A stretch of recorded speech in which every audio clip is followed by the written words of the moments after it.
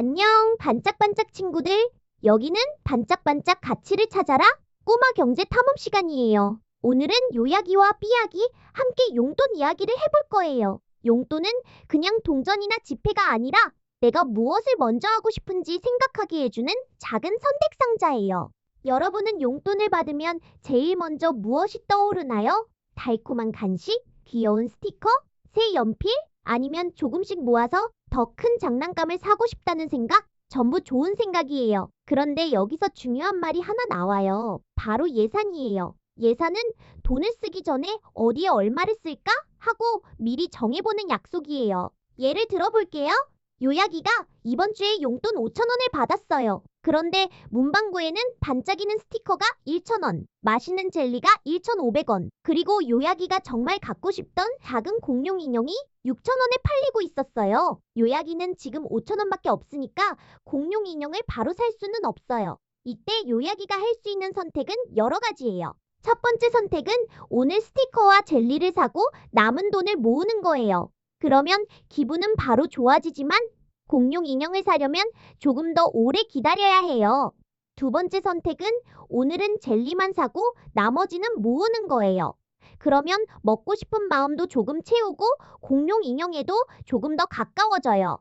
세 번째 선택은 오늘 아무것도 사지 않고 5천 원을 전부 모으는 거예요. 그러면 다음 용돈을 받았을 때 공룡 인형을 살 가능성이 커져요. 여기서 예산은 요야기에게 정답 하나만 골라 하고 소리치는 선생님이 아니에요. 예산은 요야기 옆에서 내가 제일 아끼는 것은 무엇인지 천천히 생각해 볼래? 하고 물어보는 친구예요. 돈은 한 번 쓰면 그 순간 다른 선택을 조금 미루게 만들어요. 그래서 우리는 돈을 쓰기 전에 마음속 줄을 세워보면 좋아요. 지금 가장 필요한 것, 지금 가장 갖고 싶은 것, 나중에 더 크게 기쁠 것, 이렇게 셋을 나눠보는 거예요. 삐약이가 날개를 파닥이며 물었어요. 그럼 갖고 싶은 걸 참는 게 무조건 좋은 거야? 아니에요. 참기만 하면 용돈 쓰는 재미가 사라져요. 예산은 즐거움을 없애는 규칙이 아니라 즐거움이 너무 빨리 사라지지 않게 도와주는 지도예요.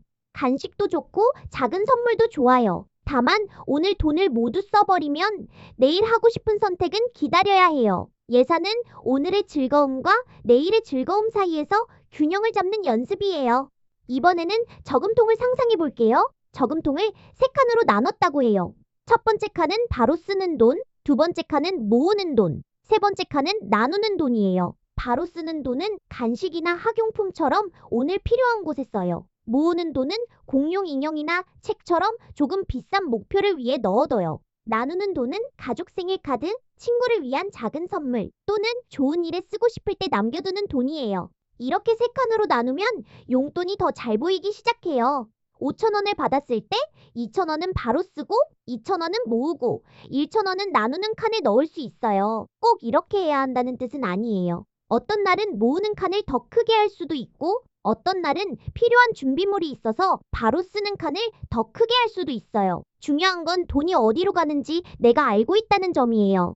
돈이 어디로 가는지 아는 사람은 선택을 더 잘할 수 있어요. 마치 길을 걸을 때 지도를 보면 이쪽으로 가면 놀이터가 나오고 저쪽으로 가면 도서관이 나오네 하고 알 수 있는 것처럼요. 예산은 돈의 지도예요. 내 용돈이 간식길로 가는지, 저금통길로 가는지, 선물길로 가는지 알려주는 지도예요. 그럼 예산을 세울 때 제일 먼저 해야 할 일은 뭘까요? 첫 번째는 목표를 정하는 거예요.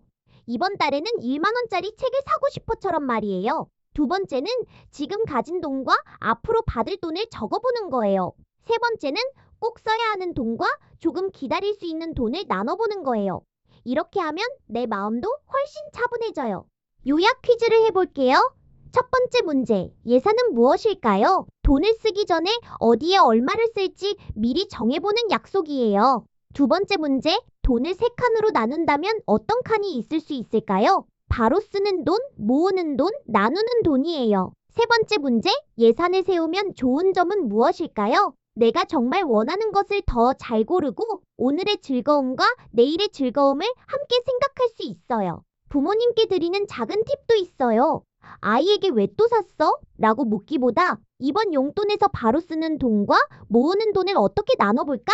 라고 물어봐 주세요. 아이가 직접 나눠보고 작은 실패도 해보고 다시 조정해보는 과정이 경제 감각을 키워줘요. 1,000원을 모두 간식에 써버린 경험도 다음에는 조금 남겨보자는 좋은 연습이 될 수 있어요. 오늘 배운 내용을 세 문장으로 정리해 볼게요. 첫째, 예산은 돈을 쓰기 전에 세우는 작은 계획이에요. 둘째, 용돈은 바로 쓰는 돈, 모으는 돈, 나누는 돈으로 나눠볼 수 있어요. 셋째, 좋은 예산은 즐거움을 없애는 것이 아니라 오늘과 내일의 즐거움을 함께 지켜줘요. 반짝반짝 친구들, 오늘 용돈을 받는다면 작은 종이에 세 칸을 그려보세요. 쓰기, 모으기, 나누기. 그리고 내 돈이 어느 길로 가면 좋을지 직접 정해보는 거예요. 오늘도 반짝이는 경제 감각을 하나 찾았어요. 다음 시간에도 요야기와 삐야기의 쉬운 경제 이야기로 만나요. 바이바이.